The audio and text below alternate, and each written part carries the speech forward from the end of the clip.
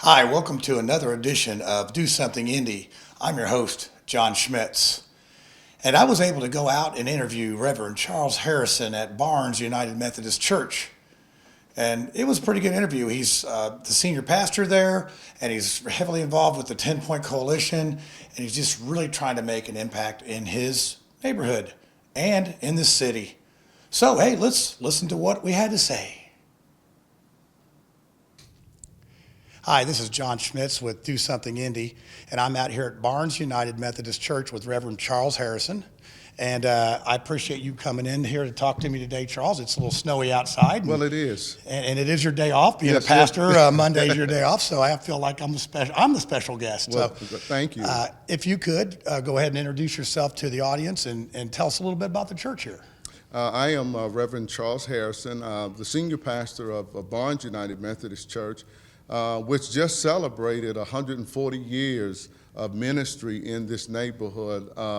Barnes is the oldest church in the United Northwest area. It's been in this neighborhood all 141 years. So this is the second location of the church. It was located in another part of the neighborhood, and in the late 1950s, the church was relocated on this current property. It was a larger building. They tore the building down in the 70s, and we have three sections of a building now. We have the old part, which is the educational wing and where the offices are. That was built in the mid-70s. This sanctuary that we're sitting in right now was built in the mid-80s. And then in the early part of the 2000s, the Family Life Center was built. So all under three different ministers. So it seems like every time they get a minister here, the minister adds on to the church. You'll have that. So how long have you been here as the pastor? I have been here it will be 27 years in June. So I would have been here longer than any other pastor that this church has had. So it's been a long journey with the church, but a good one, and it really doesn't seem like I've been here almost 27 years, but I have. That time clicks off, doesn't it? Yeah, it does. Hey, so what's your service hours, and how many people are members of the church? Give us some numbers on that. Well, we have two services on Sunday morning. We do an early morning service, and that's for the people who like to kind of get in and get out. During football season, certainly you have a lot of the Colts fans who go to the football game. They do the early 8:30 to 9:30 service.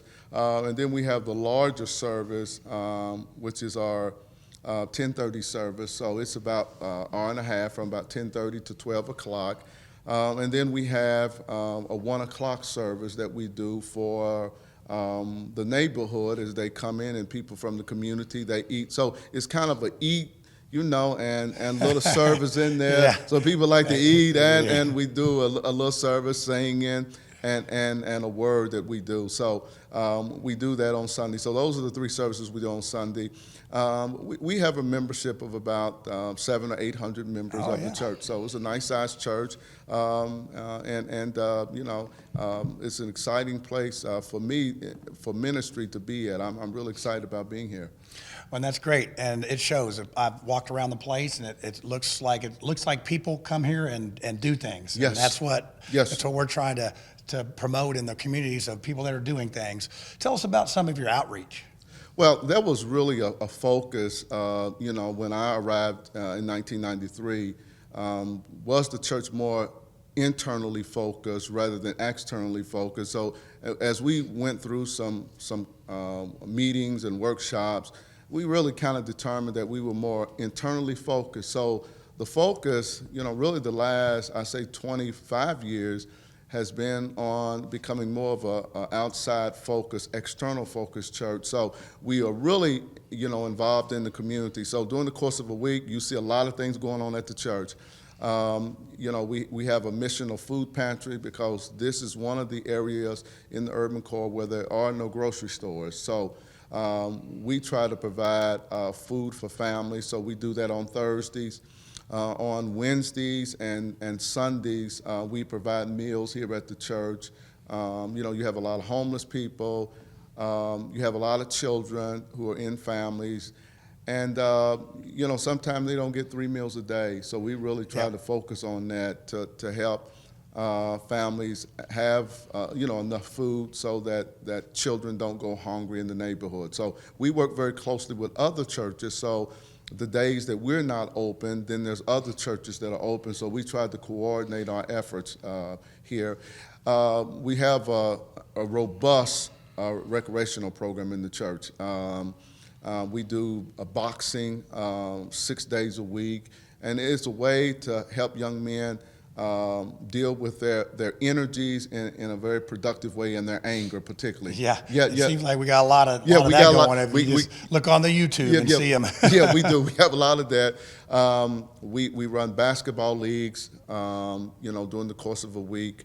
We do open gym. We probably run about 300 or 400 young people through the church every week in the church. And really, it was a way for us to really connect with young people in the neighborhood, and that's been, very helpful. We do scouting, Boy Scouts, we do Girl Scouts, at the church.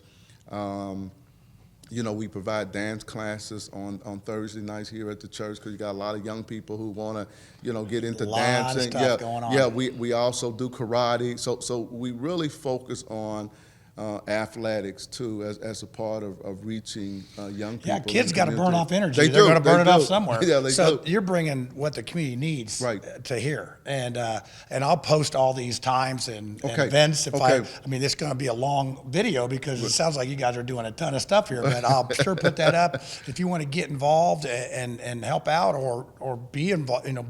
Play basketball or whatever. Do some karate, boxing, whatever. That's great. Come on out. How would somebody, if they want to donate to help? Because I have a lot of folks that want to help with what's going on. If you would like to donate to the Barnes, Outreach Ministries, you can do that by going on our website, and there's a way that you can contribute by going on both our Facebook website to contribute to Barnes. And I'll post that for you. If you post that, and if you want to, write a check to Barnes United Methodist Church. A lot of zeros. Yes, missional outreach. 900 West 30th Street, Indianapolis, Indiana, and the zip code is 46208. Yep, and you need to come to church some days. Oh yeah, we would love that. Come check us out. Yes. I'll be coming up. Oh there, yes, so all right.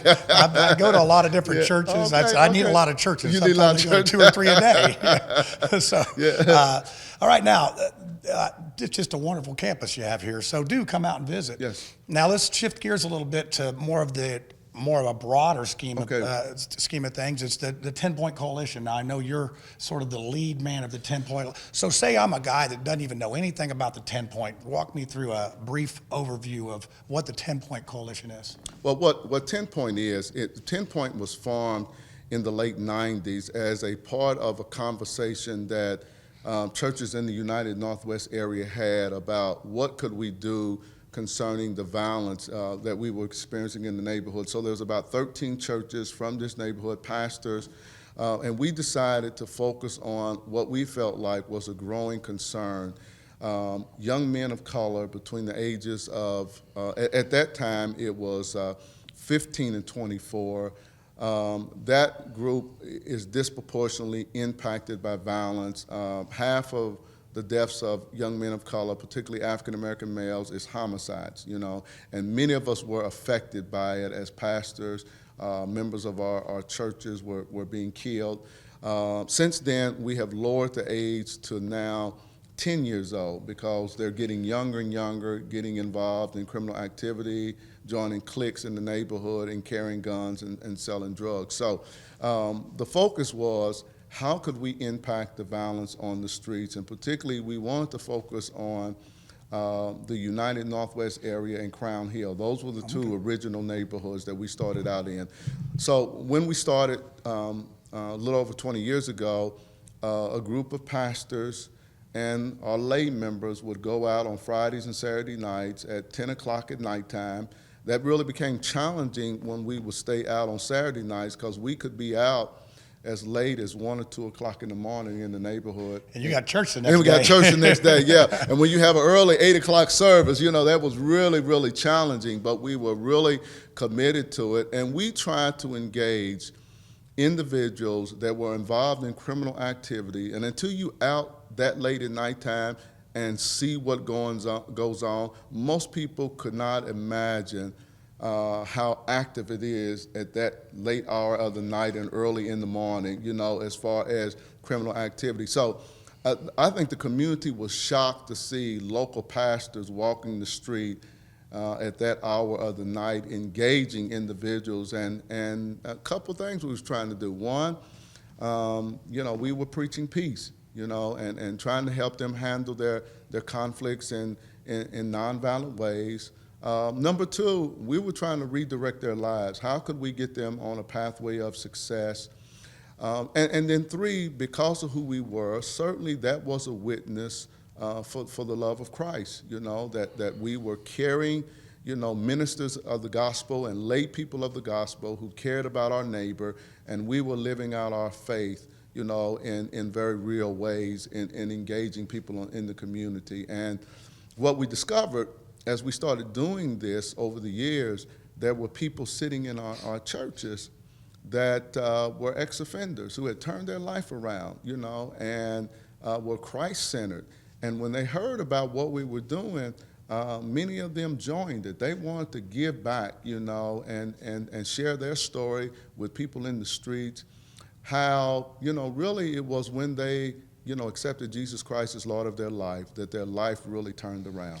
Yeah, that is one of the things that I do notice with the people that I serve with, and you get caught in the muck. Right. And sometimes the only way to get out of that is some kind of replacement. That's right. And, sometimes activities work. Right. But until you make a life change. That's right. That's not going to happen. That's right. So you've seen some successes. People always love to hear a story about somebody in particular. Right, You have right. one person in mind that pops up that you could say, hey, this was a guy that was a real, tough guy, and then he turned it all around. And any examples? Well, there was a lot of guys, but I think the person who really helped 10 Point, I think, really be successful was a guy by the name of Byron Austin, who called me up one night. I don't even know how he got my home phone number. Same way I did. Yeah. He got my home phone number. He called me up at home, and he had seen on TV what we were doing, and he wanted to help make a change. He wanted to help make a change. He had spent 15 years in prison, got out of prison, and he wanted to kind of give back to the community.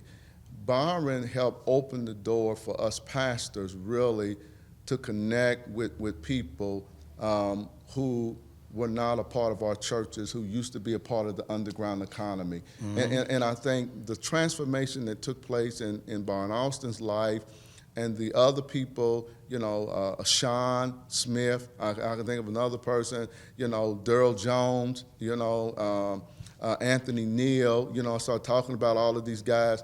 All of these guys were really transformative figures when it came to 10 Point, who, one time they were the problem, and now they are part of the solution. And I think that's very important for Right. people that are making choices, sometimes bad, Right. sometimes good, to Right. see somebody that, to learn from someone That's right. else's mistakes. That's right. So, one of the other things is the politics. I talk to a lot of people, African-American people, and they have a feeling that the police are out for them, Yeah. and that the new Justice Center is being built for them. Right. And I actually was serving with some gentlemen, and one had just been pulled over on the Right. way to serving, and he was shaken. Right. And I don't understand that. I mean, I don't know, but it's something that is real. It's something that happens. How do you address that? How do you challenge that? Well, it is real. It is real. I think today, for those of us, I was born in 1960. So when I was born, it was during segregation. I think for my generation, it was even more frightening then because of the times that we were living in. And our parents and grandparents tried to instill in us ways to address that during that time, in our history, very ugly time in our history, so that we made it home. you know, and there is a historical fear that African Americans have when it comes to police because of the history in this country, you know. So there is this distrust, there is this fear, so that when you are pulled over, your heart does, you know, start to race. And we have seen, you know, in the last several years, some encounters with law enforcement and unarmed black men that only feed into the historical distrust that the black community has had with law enforcement, and that is a real issue and a difficulty that we have to try to find some way of addressing that, because there's just too many bad incidences between police and African Americans that continually goes on even today. And being born in the 1960s and looking at today, I would not have thought that as we about to enter 2020, that we would still be dealing with these issues. That's 60 years ago, and That's right. I agree. Right. I mean, it Right. has been a slow Right. dance. That's right. And sometimes that dance has not been pretty. But I do think there is some hope, and then we take a step forward, and it seems like we take two steps backwards sometimes. To me, I don't, I look at somebody for what they are, how Right, they are. right, right, And I think a lot of times we get caught up, and I might be afraid to say the wrong thing to you because Right, you're right, not this. right. And I think sometimes mercy goes a long way. I preach that mercy goes a long way. Give somebody a break. Don't give them a hard time, or Right. don't throw them out just Right, because right. they said the wrong thing. They may not know. Right. And I think fear is a big problem. It is. It is. It So is. I usually have no problems with going whatever, and I think as long as we treat each other with respect, Right. you're going to be welcomed. Right. I've been welcomed everywhere I've gone. Right. I've not been in Amen. places Amen. where, and I think you have to have that attitude in Right. yourself. That's true. And, you can't push a rope, right? Right. That's true. So, but we got to keep having conversations. That's true. We got to keep having conversations, and that's what the devil wants us to do. That's to true. go in our own corners. That's right. Amen. And come out fighting. That's right, man. That's true. And That's true. we need to be all in the same corner against him. That's true. That's true. And I know that's what you're preaching, Well, and yeah, that's and that's true. And part of what I have been trying to do, is, and I think some of us clergy is start having these very meaningful conversations, not just with the command staff of IMPD, but with the FOP, and begin to have conversations with the rank and file. And we have had a lot of conversations with young men and young women from the neighborhood and officers to begin to talk about the concerns, the fears, the issues of trust that we are having. And then we hear a lot from law enforcement as far as what they're feeling, particularly those who are patrolling, these parts of the city that tend to have a lot of high crime, and their fear. So I think, I agree with you. I think we need to continue to talk with each other.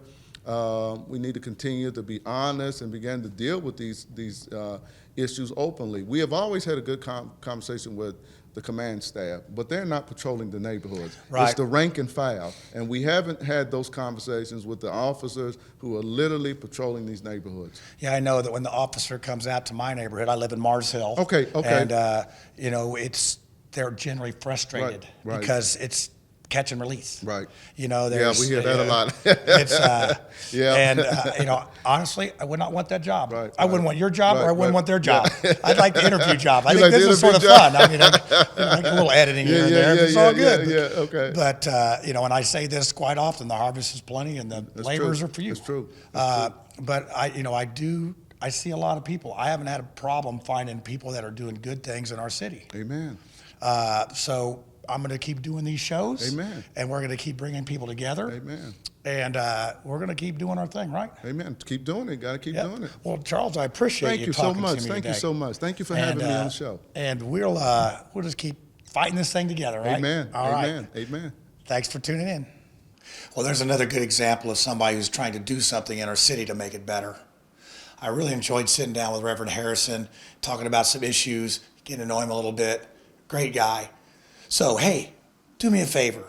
Tell your friends about this show. I need to get everyone involved if we're going to make a difference in our city. So what are you going to do?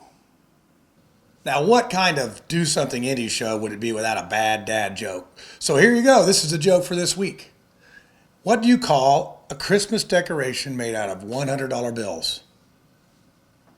Aretha Franklin's. All right. Hey, I know you're laughing really hard right now. But anyway, hey, check out these pictures that I took of Barnes United Methodist Church.